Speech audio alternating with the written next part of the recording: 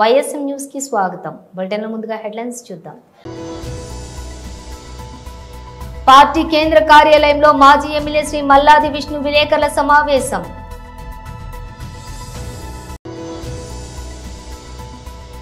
పోలవరం బానకచెర్ల ప్రాజెక్టుపై మంత్రి Nimmala Ramanaidu press meet.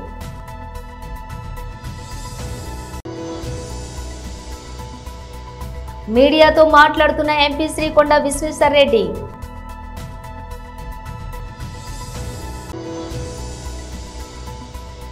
Telangana భవన్లో బీఆర్ఎస్ నాయకులు ప్రెస్ మీట్. ఇక డీటెయిల్స్ చూస్తే పార్టీ కేంద్ర కార్యాలయంలో మాజీ ఎమ్మెల్యే శ్రీ మల్లాది విష్ణు విలేకరుల సమావేశం నిర్వహించారు. వాళ్ళని భయపెట్టి ప్రలోభపెట్టి దాన్ని రకరకాలుగా ఆ సొసైటీ నిర్వీర్యానికి రెండు వర్గాలుగా విడిపోయి ఆ సొసైటీ కీర్తి ప్రతిష్టల్ని, విద్యా వ్యవస్థని, విద్యార్థుల్ని, ఉపాధ్యాయుల్ని, ఆఖరికి ఆ ప్రాంగణంలో ఉన్నటువంటి బిల్డింగ్స్ని కూల్చినటువంటి పరిస్థితి అక్కడికి పోయి చూస్తే చాలా హృదయ విదారకమైనటువంటి పరిస్థితి కనపడుతూ ఉంది. ఎందుకని అంటున్నామంటే రాష్ట్రంలో రెడ్ బుక్ పరిపాలన నడుస్తుంది. ఆ రెడ్ బుక్ పరిపాలన ఊరికినే సామాన్యుల మీదకో, పార్టీ కార్యకర్తల మీదకో, లేకపోతే ఇతరుల మీదకో ఎగురుకుంటూ వెళ్ళేటటువంటి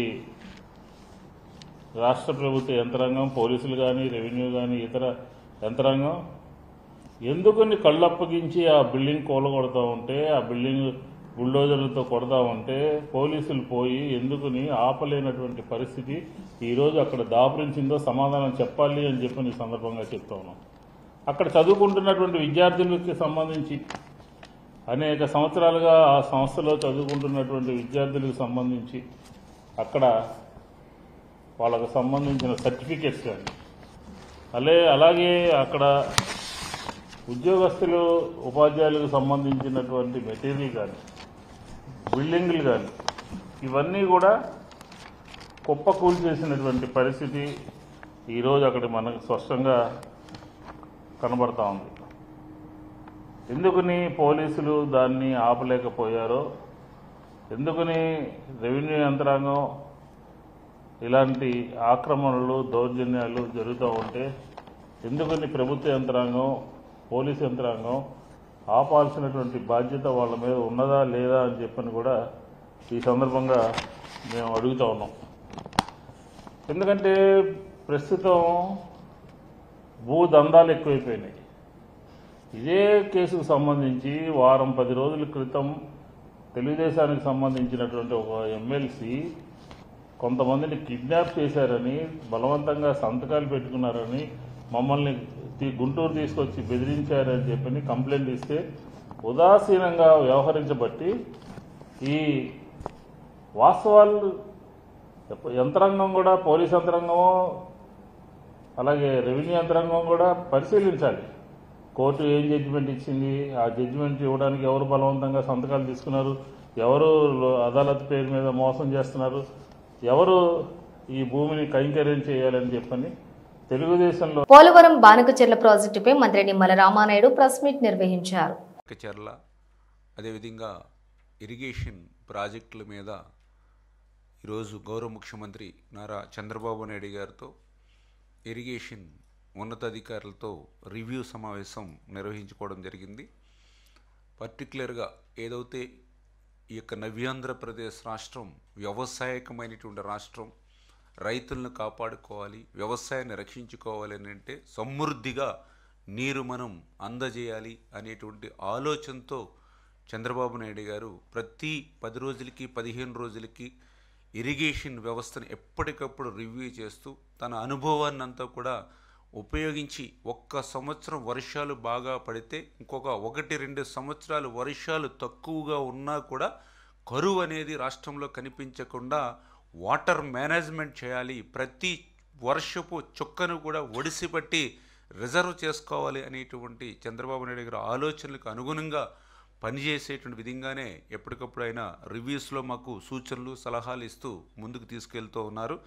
అందులో భాగంగా ఈరోజు ఏదైతే ఇప్పుడు మనం జూన్ ఖరీఫ్ ఏదైతే ఉందో పర్టిక్యులర్గా రేపు అక్టోబర్ నవంబర్లో వచ్చేటువంటి తుఫాన్ల బారి నుండి పంటలను కాపాడుకునేటువంటి విధంగా మరి ఏదైతే యొక్క పంట కాలాన్ని త్వరితగతంగా ప్రారంభించేటువంటి విధంగా పర్టిక్యులర్గా ఏదైతే ఈ యొక్క గోదావరి డెల్టా కృష్ణా డెల్టాకు సంబంధించి ఆ యొక్క పంట కాలాన్ని ముందుకు తీసుకురావాలని చెప్పి ఈరోజు చంద్రబాబు నాయుడు గారు మాకు ఆదేశించడం జరిగిందని చెప్పి తెలియజేసుకుంటూ, అదేవిధంగా ఏదైతే అటు డెల్టాల్లో కానీ రిజర్వాయర్స్లో కానీ ప్రాజెక్టులో కానీ ఏ నెలకు ఆ నెల ఎంత శాతం నీరు మనకు లభ్యత ఉంటుంది అనేది ప్రతి నెల కూడా ఒక బులెటిన్ కూడా మీరు రిలీజ్ చేసినట్లయితే తద్వారా ఆ యొక్క రైతాంగం కూడా ఆ యొక్క వాటర్ యుటిలిటీని కూడా ఉపయోగించుకునేటువంటి పరిస్థితి ఉంటుంది. దీనికి వ్యవసాయ శాఖను కూడా మీరు అనుసంధానం చేసుకుని అగ్రికల్చర్ డిపార్ట్మెంట్ తోటి కూడా ఎప్పటికప్పుడు మీరు మాట్లాడుకుంటూ అక్కడ పండించేటువంటి పంటలకు అనుగుణంగా మీరు నీటి విడుదలను చేసుకుంటూ సమన్వయం చేసుకుంటూ ముందుకెళ్ళేటువంటి విధంగా కూడా ఆయన సూచనలు ఇవ్వడం కూడా జరిగిందని చెప్పి తెలియజేసుకుంటూ, అదేవిధంగా ఏదైతే భూగర్భ జలాలు ఏ రకంగా ఇంకా మనం పెంచుకోవాలి, ఏ రకంగా రిజర్వాయర్లో నీటిని సమృద్ధిగా మనం నింపుకోవాలి, ఏదైతే చెరువులు ఏ రకంగా మనం ఫుల్ చేసుకోవాలనే దాని మీద కూడా చాలా క్లియర్గా ఆయన కూడా ఇన్స్ట్రక్షన్స్ ఇవ్వడం జరిగింది. అంటే ఈ రకంగా జలవనరుల్ని ఒక సమర్థవంతంగా వినియోగం చేయడం మీదే ఆయన పర్టికులర్గా ఈరోజు దృష్టి పెట్టడం జరిగింది. అందులో భాగంగా ఏదైతే రిజర్వాయర్స్ మరి ఈ రోజుకి కూడా ఆ రిజర్వాయర్స్ ఏదైతే చూస్తే మేజర్ అదేవిధంగా మీడియం మైనర్ రిజర్వాయర్లకు సంబంధించి ఈ రోజు కూడా 516 టీఎంసీల నీరు ఈ రోజు కూడా నిలువ. మీడియాతో మాట్లాడుతున్న ఎంపీ శ్రీకొండ విశ్వేశ్వరరెడ్డి. మీడియా మిత్రులందరికీ నమస్కారం. గత 2-3 రోజుల సంది చాలా మంది మీ మీడియా మిత్రులు ఇంకా ఇతరులు నన్ను కాళేశ్వరం మీద ఎన్నో ప్రశ్నలు అడుగుతుండ్రు. అందులో ప్రత్యేకంగా కొంతమంది ఈటెల రాజేందర్ గారి పాత్ర ఇవన్నీ కూడా అడుగుతున్నారు. నేను కాళేశ్వరమే కాదు, అంతకంటే ముందు నేను టీఆర్ఎస్లో జాయిన్ కాక ముందు కూడా ప్రాణహిత చేవెళ్ళ గురించి ఎన్నోసార్లు మాట్లాడినా, దాని మీద నాకు ఇంట్రెస్ట్, దాని మీద అవగాహన. నేను అప్పుడు శ్రీశైలంలో గేట్లు బంద్ చేయకుంటే పొంగి జెట్రోల్, మహబూబ్ నగర్, కర్నూలు ఇవన్నీ కూడా మునిగిపోయినాయి. అప్పుడు నేను ఫ్లడ్ రిలీఫ్ కొరకు ఎంతో చేసినాను. మా టీం మొత్తం పోయింది, వంటలు, నీళ్లు, బట్టలు ఇవన్నీ అందించినాము. అప్పుడు కాంగ్రెస్ ప్రభుత్వము పోతిరెడ్డిపాడుకు నీళ్ళు అందాలని ఆ గేట్లు తీయకుండా అటు ఓతందుకు ప్రయత్నం చేసిండ్రు. అప్పటి సంది నాకు కాళేశ్వరము, ప్రాణహిత చేవెళ్ళ ఇవన్నీ కూడా తెలుసు. అప్పుడు కూడా తెలంగాణ ఉద్యమం అప్పుడు మేము ఎన్నో చెప్పినాము. అయితే వీళ్ళు కాంగ్రెస్ ప్రభుత్వము రాయలసీమ నాయకుడు వచ్చి మొత్తము నీళ్లు రాయలసీమకు పంపిస్తుండు పోతిరెడ్డిపాడు ద్వారా అని ఉద్యమం చేస్తే, మేమే కాదు అప్పుడు కాంగ్రెస్ ఉన్న జానారెడ్డి గారు ఎంతోమంది కూడా మాట్లాడిండ్రు ఇది. అప్పుడు ఏం చేసిందంటే, ఏదో తెలంగాణ నోట్లో చాక్లెట్ పెడతందుకు మీకు కూడా ఒక ప్రాణహిత చేవెళ్ళ ఇస్తా అని అన్నారు. అంటే ఏమన్నారు చెప్పగానే చెప్పిండు, కృష్ణా ఇది ఆంధ్రాకి చెందింది, మీరు గోదావరి నీళ్ళు ఎన్నెన్నాన్ని తీసుకోండి, మీకు ప్రాణహిత చేవెళ్ళ ఇస్తా అన్నారు. నేను చేవెళ్ళ అప్పుడు రాజకీయాలు లేకుంటే, నేను ఎంపీలు లేకుంటే, ఏ పార్టీలో కూడా లేకుంటుంది. అప్పుడు నేను చేవెళ్ళ వాసుని, మా ఊరక్కడనే ఉంటుంది. నేను చెప్పిన ఏంటంటే, ఈ ప్రాణహిత చేవెళ్ళాన్ని అసాధ్యమైన ప్రాజెక్టు, ఇది తెలంగాణను నాశనం చేసే ప్రాజెక్టు. కాళేశ్వరం కాదు, ప్రాణహిత చేవెళ్ళ. ఎందుకంటే అప్పుడు 40,000 కోట్లతోటి అప్పుల పాలవుతుంది. మేము ఇంకో నీళ్ళ సుక్క అడగరాదు. ఎందుకంటే మా నోట్లో ఒక ప్రాణహిత చేవెళ్ళ అని ఒక చాక్లెట్ పెట్టేసిండు, నా నోరు మూసుకోవాల్సి వస్తుంది, మళ్ళీ ఇంకో ప్రాజెక్ట్ అడగరాదు, అండ్ ఇది అసాధ్యమైన ప్రాజెక్ట్ అని చెప్పిన. అది నిజంగానే అప్పుడు ఆ రోజుల్లో చేసిన కాంగ్రెస్ ప్రభుత్వం అది చేవెళ్ళ వరకు నీళ్ళు తీసుకురావాలంటే నేను అప్పుడు లెక్కలు కూడా చూపెట్టిన. 2 లక్షల నుంచి 5 లక్షల రూపాయలు ఎకరానికి పర్ క్రాప్కు అంత అవుతుండే. నేనేమో తప్పు చేసినా అని ఎన్నో విధానంగా లెక్క చేస్తే ఎటు చూసినా కూడా 2-2.5 లక్షల కంటే ఎక్కువ కరెంట్ బిల్ మెయింటెనెన్స్ ఉండే. ఇదేది కాళేశ్వరం కాదు, ప్రాణహిత చేవెళ్ళ, అంబేద్కర్ ప్రాణహిత చేవెళ్ళ ప్రాజెక్ట్. అయితే దీన్ని వ్యతిరేకించినప్పుడు ఇంజనీర్స్ అందరూ కొంతమంది ఇప్పుడు లేని వాళ్ళ గురించి మాట్లాడవద్దు కానీ, అయితే వాళ్ళు వికారాబాద్కి వచ్చేస్తే నేను చెప్పినాను ఏంటంటే ఇది తెలంగాణ భవన్లో బీఆర్ఎస్ నాయకులు ప్రెస్ మీట్ నిర్వహించారు. నిజంగా అధికారం వచ్చిన తర్వాత ఒక బాధ్యత చేపట్టిన తర్వాత నీ ప్రభుత్వం యొక్క లక్ష్యాలు, నీ యొక్క ఆలోచనలు, నీ యొక్క సిద్ధాంతాలు, నీ యొక్క పాలసీలు చెప్పే ప్రయత్నం చేయాలా, చేసిన అమలు ఏ రకంగా అమలైనా చెప్పాలా, ఏ రకంగా అమలు చేయబోతున్నారో చెప్పాలా.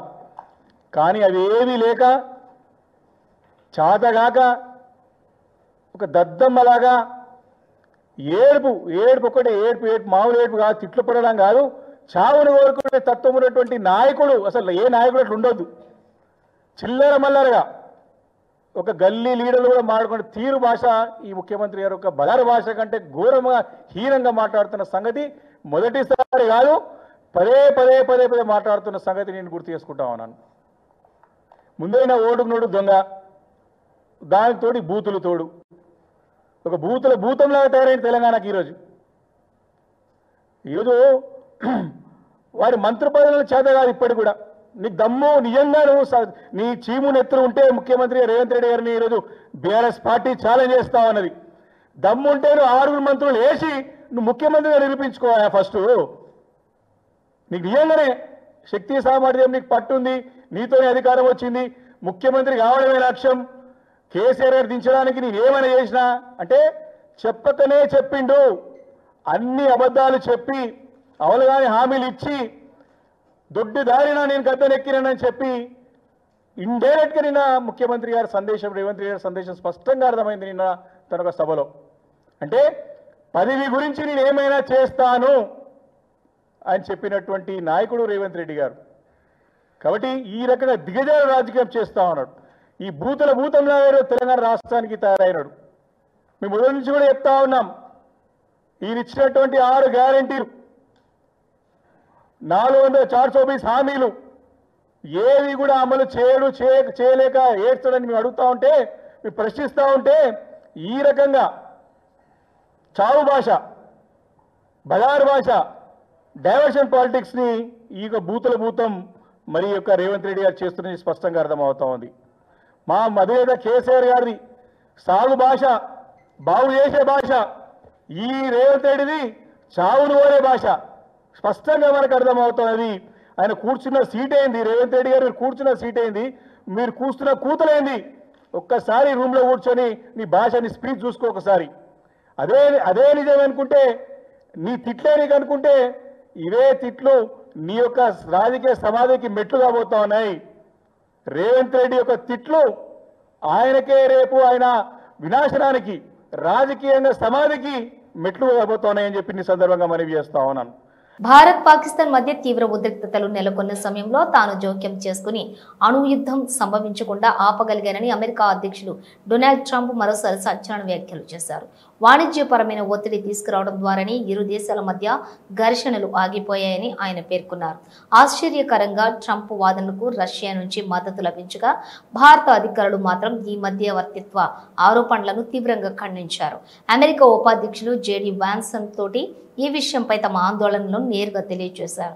ట్రంప్ వ్యాఖ్యలు రష్యా సమర్థన. శుక్రవారం ఎయిర్ ఫోర్స్ 1 విమానంలో విలేకరులతో మాట్లాడుతూ డొనాల్డ్ ట్రంప్ ఈ వ్యాఖ్యలు చేశారు. మీకు తెలుసా, నేను ఒక పెద్ద సమస్యను పరిష్కరించాను. దాని గురించి ప్రజలు ఎక్కువగా మాట్లాడారు, నేను కూడా ఎక్కువగా చెప్పాను. కానీ భారత్ పాకిస్తాన్ మధ్య అణు సమస్యను, బహుశా అణు యుద్ధాన్ని నివారించాను. నేను పాకిస్తాన్తో మాట్లాడాను, భారత్తో మాట్లాడాను. వారికి గొప్ప నాయకులు ఉన్నారు, కానీ వారు తీవ్రంగా ఘర్షణ పడుతున్నారు. అది అణు యుద్ధానికి దారితీసేది అని ట్రంప్ తెలిపారు. ఘర్షణలు కొనసాగితే అమెరికాతో వాణిజ్యం నిలిపివేస్తామని హెచ్చరించిన తర్వాతే ఇరు దేశాలు దాడులు ఆపాయని ఆయన వివరించారు. భారత్ తీవ్ర అభ్యంతరం అయితే అమెరికా అధ్యక్షుల వ్యాఖ్యలు దౌత్యపరమైన ప్రతిఘటనకు దారితీశాయి. అమెరికాలో పర్యటిస్తున్న అఖిలపక్ష ప్రతినిధి బృందానికి నాయకత్వం వహిస్తున్న కాంగ్రెస్ ఎంపీ శశి థరూర్ ట్రంప్ మధ్యవర్తిత్వ వాదనలను అమెరికా ఉపాధ్యక్షులు జేడీ వాన్స్ వద్ద నేరుగా ప్రస్తావించినట్లు తెలిపారు. ఉపాధ్యక్షులు వ్యాన్స్తో సమావేశం అద్భుతంగా చాలా స్పష్టంగా జరిగింది. మధ్యవర్తిత్వం అనే ఈ ప్రశ్నకు మా వైఖరిని స్పష్టంగా తెలియజేశామని నేను భావిస్తున్నాను. ఉపాధ్యక్షులు వ్యాన్స్ మా వాదనను పూర్తిగా అర్థం చేసుకున్నారు అని తరూర్ వివరించారు. ఆత్మకూరు బస్టాండ్లోని ఉన్నటువంటి సిఐటియు ఆఫీసులో ఈరోజు రాష్ట్ర ప్రధాన కార్యదర్శి సిహెచ్ నరసింహారావు మరియు రాష్ట్ర అధ్యక్షులు ఏబి నాగేశ్వరరావు ప్రెస్ మీట్ నిర్వహించారు. వీరు ప్రెస్ మీట్లోని మాట్లాడుతూ కూటమి ప్రభుత్వం సంవత్సర పాలన కార్మికులకు వ్యతిరేకంగా ఉందని, ఆశబారుడు ఆచరణ మూరడు అన్న చందంగా టీడీపీ పాలన ఉందని పేర్కొన్నారు. పెట్టుబడిదారు కార్పొరేట్ సంస్థల యజమానులకు కూడా ఈ ప్రభుత్వం అండగా ఉందని, కార్మికుల పట్ల ఎటువంటి వెసులుబాటు చూపించడం లేదని, మహిళలను కూడా రాత్రి పని చేపించే విధంగా ఈ ప్రభుత్వం వ్యవహరిస్తోందని, ఫ్యాక్టరీలలో మహిళలకు భద్రత లేకుండా పోయిందని తెలియజేశారు. కార్మికులకు గత 12 సంవత్సరాల నుంచి వెసులుబాటు కల్పించలేదని, కనీస వేతనం పెంచలేదని ప్రశ్నించారు. ఉద్యోగస్తులకి కార్మికులకు అనేక హామీలు ఇచ్చారు. ఇచ్చిన హామీల్లో సంవత్సరం అవుతున్నప్పటికీ ఒక్కటి ఇప్పటి వరకు నెరవేర్చలేదని పేర్కొన్నారు. ఇచ్చిన హామీలను నెరవేర్చకపోతే కార్మికుల వెల్ఫేర్ అసోసియేషన్ తరఫున పెద్ద ఎత్తున ధర్నా చేస్తామని తెలియజేశారు.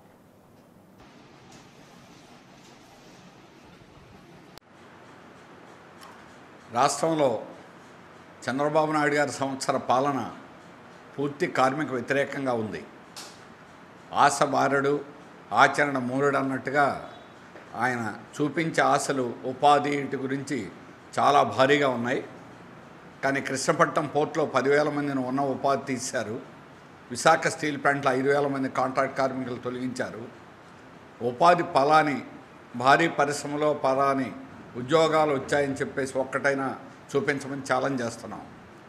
అలాగే పూర్తి కార్మిక వ్యతిరేకం, పెట్టుబడిదారులు కార్పొరేట్కి అండగా అదానీ అంబానీల ప్రభుత్వం కేంద్రం చెప్పినట్టుగా అడుగుజాడల్లో రాష్ట్రంలో ఈరోజు సాగుతూ ఉంది. అందుకనే 2 రోజుల క్రితమే ఈరోజు చట్టాలను సవరణ చేస్తూ రోజుకు 12 గంటల పని, మహిళలకి రాత్రిపూట ఇష్టం లేకపోయినా బలవంతంగా పని చేయాలి, ఫ్యాక్టరీల్లో భద్రత అనేటువంటిది లేకుండా, దాని మీద తనిఖీలు అనేటువంటిది లేకుండా చేయడం ఇదివరకే చేశారు. ఎవరు అడిగేదానికి లేదు. అందువల్ల ఏ పిఎఫ్ చట్టం కానీ, ఈఎస్ఐ చట్టం కానీ ఏ ఒక్క చట్టాలు రాబోయే కాలంలో అమలు కాకుండా పోతున్నాయి. ఇదే యజమానులకు వెసులుబాటు కల్పించాలి కదా అని చెప్తున్నారు ఆయన. కానీ కార్మికులకు వెసులుబాటు అక్కర్లేదా? కార్మికులకు జీతాలు పెంచక్కర్లేదా? 12 సంవత్సరాల నుంచి రాష్ట్రంలో జీతాలు కనీస వేతనాల మార్పు అనేది చేయాల. 12 సంవత్సరాలు అయింది. జీతాలు పెంచకుండా ఈరోజు ధరలు విపరీతంగా పెరుగుతున్నాయి. కార్మికులు ఎలా బతకాలి? గడ్డి తిని బతకాలా? యజమానులు ప్రభుత్వమేమి నేరుగా ఇవ్వక్కర్లా. జీతాలు పెంచితే యజమానులు ఇస్తారు. లాభాలు అత్యధికంగా గడిస్తున్నారు. 200% లాభాలు సిమెంట్ పరిశ్రమ, ఆక్వా పరిశ్రమ, ఫార్మా కంపెనీ. రాష్ట్రంలో 10 మంది ధనవంతుల్లో 7 మన రాష్ట్రంలోని ఫార్మా కంపెనీ యజమానులు భారీగా పోషిస్తూ ఈరోజు కార్మికులు కనీస వేతనాలు కూడా అందకపోతే కార్మికుల యొక్క డబ్బులు 1000 కోట్ల పైన ఈరోజు కార్మికుల యొక్క వెల్ఫేర్ బోర్డు కార్మికుల డబ్బులు అవి కార్మికుల యొక్క పేరుతోటి బిల్డింగ్ యజమానుల దగ్గర నుంచి వసూలు చేసేటువంటి సెస్, మైనింగ్ సెస్, ఇలాంటివన్నీ కూడా ఈరోజు రాష్ట్ర ప్రభుత్వం తీసుకుంటుంది. పర్మనెంట్ అనేది లేకుండా చేశారు. నో పర్మనెంట్, కాంట్రాక్ట్ అవుట్సోర్స్ పేరుతో రాష్ట్ర ప్రభుత్వం కింద ఈరోజు దాదాపు 4 లక్షల మంది పనిచేయాల్సిన పరిస్థితి వచ్చింది. ఎవరిని రెగ్యులరైజ్ అనేది లేకుండా హైర్ అండ్ ఫైర్ ఇష్టం వచ్చినట్టుగా తొలగించేదానికి యజమానులకి సర్వ హక్కులు కల్పించారు. అంటే ఆయన ఏడాది పాలన సందర్భంగా నిర్ణయించినట్టుగా చెప్తూ అనిపిస్తూ ఉంది. ఒకటి 10 గంటలు పెంచడం, రెండోది బాలీవుడ్ ప్రముఖ నటి సోనాలి బింద్రే మహారాష్ట్ర నవనిర్మాణ సేన అధినేత రాజ్ ఠాకరేకు సంబంధించినటువంటి ఓ పాత వీడియో ఇటీవల వైరల్ కావడంతో వారిద్దరి మధ్య ఏదో ఉందంటూ సామాజిక మాధ్యమాల్లో చెలరేగిన వదంతులపై నటి స్పందించారు. ఈ ప్రచారంలోని ఏమాత్రం నిజమేదని ఆమె తేల్చి చెప్పారు. చాలా ఏళ్ల క్రితం రాజ్ ఠాకరేకు తనపై ఇష్టం ఉండేదన్న ప్రచారంపై కూడా ఆమె పెదవి విప్పారు. ఏఎన్ఐ వార్తా సంస్థతో మాట్లాడుతూ సోనాలి బింద్రే ఈ ఊహాగానాలను కొట్టిపారేశారు. ఆయనకు నాపై అప్పట్లో క్రష్ ఉండేదా? నాకైతే అనుమానమే అని ఆమె అన్నారు. వైరల్ అయిన వీడియో గురించి వివరిస్తూ ఆ సమయంలో నేను అక్కడే ఉన్నా, నా సోదరితో మాట్లాడుతున్నాను అని స్పష్టం చేశారు. ఇలాంటి నిరాధారమైనటువంటి వార్తలు ప్రచారం చేయడంపై ఆమె అసంతృప్తి వ్యక్తం చేశారు.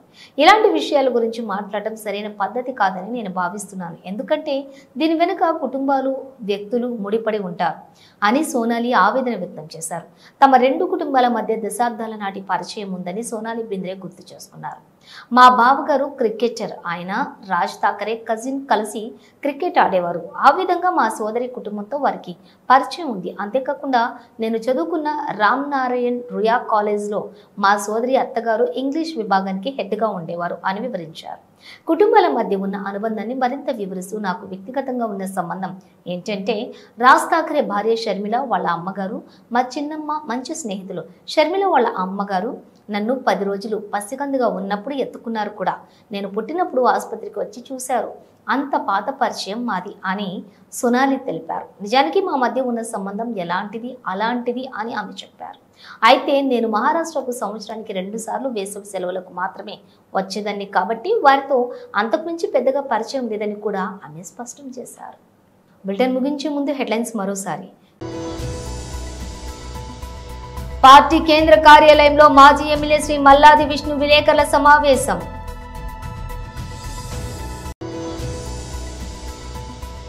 పోలవరం బానకచెర్ల ప్రాజెక్టుపై మంత్రి నిమ్మల రామానాయుడు ప్రెస్ మీట్.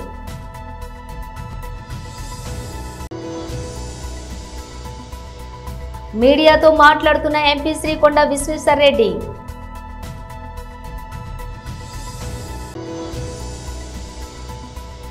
తెలంగాణ భవన్లో బీఆర్ఎస్ నాయకులు ప్రెస్ మీట్. ఇవి బులెటిన్ విశేషాలు. మరో బులెటిన్తో మళ్ళీ కలుద్దాం. అంతవరకు చూస్తూనే ఉండండి న్యూస్.